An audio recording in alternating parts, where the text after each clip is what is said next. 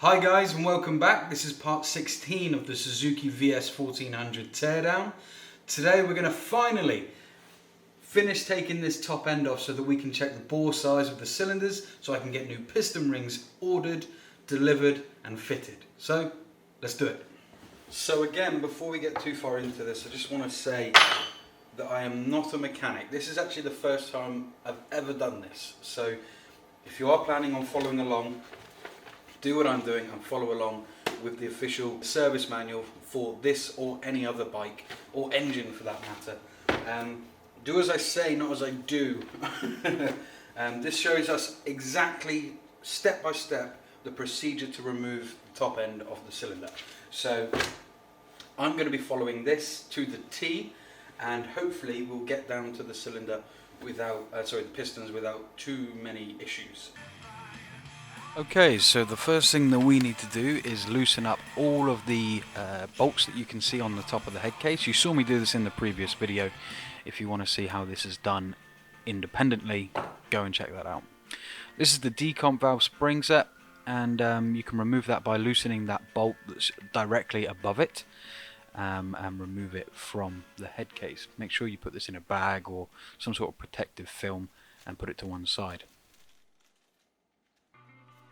So I'm just going to continue to make sure that all of the 10mm head bolts here are completely loose, but are kind of just resting in their place.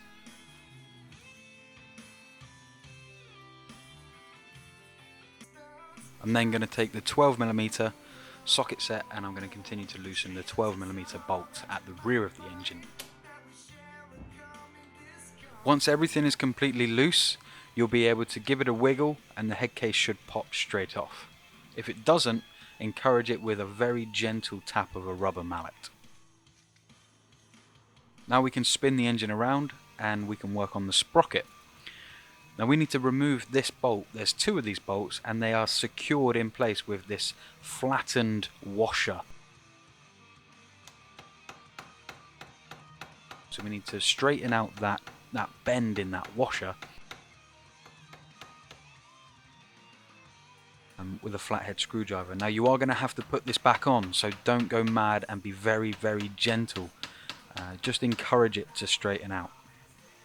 Now when you come to put your 10mm spanner onto this bolt and put some pressure on it to undo it, you might find that the engine turns over. Now you're going to need to remove your stator case, side case, so that you can get a socket set on there to stop the engine from turning over at this point.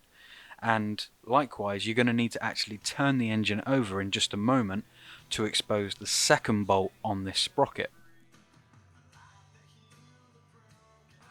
As you can see, I'm now using my socket set to very slowly crank down on that crankshaft to turn the engine to expose that second bolt.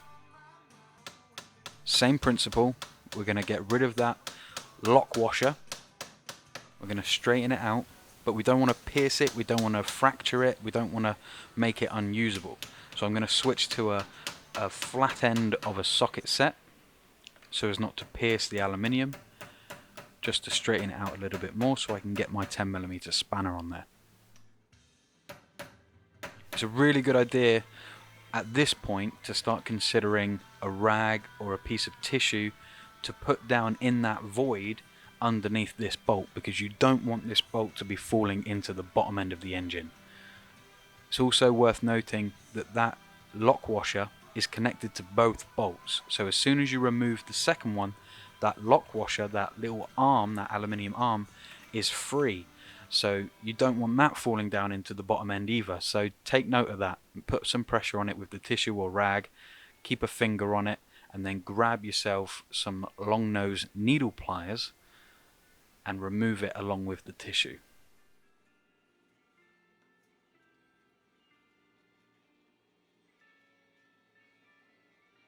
Now that we've successfully removed the bolts and the lock washer system there, we can actually remove the sprocket.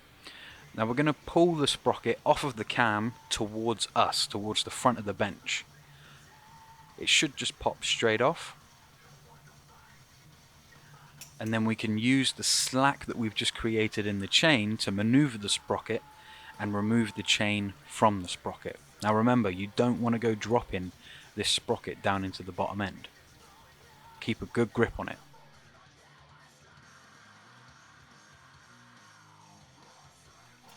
For now I'm going to grab myself a screwdriver and I'm going to put it in the chain, and I'm going to keep the chain coming up through the top end just for the minute. Now we can look at removing the cam itself. These are seated really well. You do need to apply a bit of pressure to get them out, but please don't go putting a flathead screwdriver under there and yanking down on the aluminium casings. You're just asking for trouble. It's just not worth it. Make sure you put this somewhere clean and safe. I'm also going to use an old rag to soak up this pool of oil that is supposed to be there, but at this moment in time we don't need this oil, so I'm just going to soak it up. So once we've removed the oil from that little pool there, we can start worrying about the 5 bolts that are holding the top end to the bottom. You've got 2 located by the spark plug, and you've got 3 in the center, as you can see here.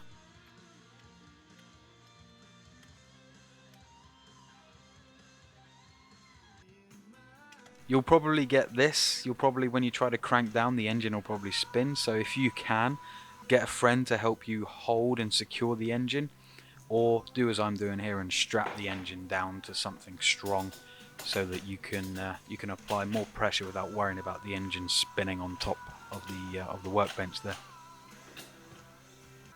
Once that's done, I'm going to take the butt end of a socket set extender and I'm just going to go around and tap the heads of each of these bolts. These have never been removed, this is stock, so chances are they've been torqued down to some ridiculously high setting, which they were, and they were a pain to remove. What you're seeing here is after I've cracked them all free. I actually didn't record that because it was getting too stressful. I was worried that the bolts were going to break, but they did come free. None of them snapped, which was great. You can see how long they are.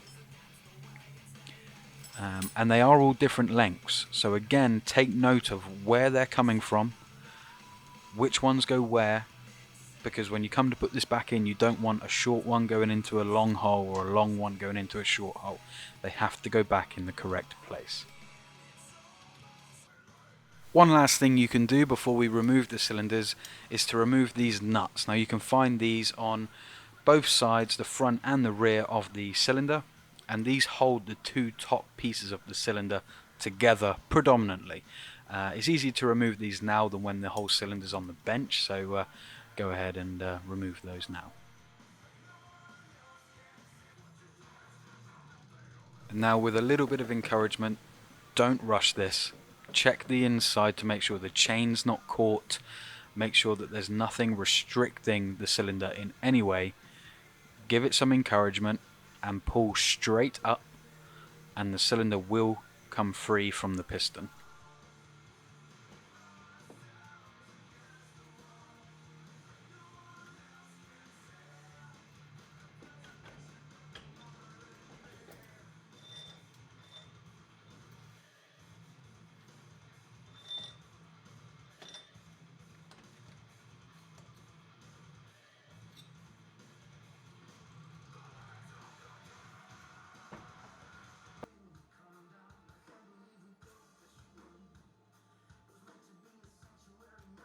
So that's it, guys. We've managed to remove the cylinders from the engine, and it looks like I didn't need to do this at all. The pistons themselves and the piston rings all look to be in tip-top condition, and the cylinders, they're not scratched, they are perfectly smooth. There is something else at play here, which is why I keep getting oil in the front airbox. I think it might just be something as simple as the wrong oil being in the engine. Something, maybe the fact that maybe it's too thin. And that's why I'm looking forward to getting one of these new oils in, either the Helix 5 or the Rock Minimal Oil. I'm looking forward to trying that out and seeing if that makes a difference. But that's it, folks. In the following video, I will show you how to split these 2 pieces on the cylinder apart, the heads, because you can't just go yanking these apart. There's a ratchet tensioner system inside here that you need to know how to loosen, how to compress, so that you can remove the top from the bottom. So don't try smacking this to pieces trying to get it off, because it's not going to happen. Take your time with this, be safe, and I shall see you guys in the next video. All the best, bye bye.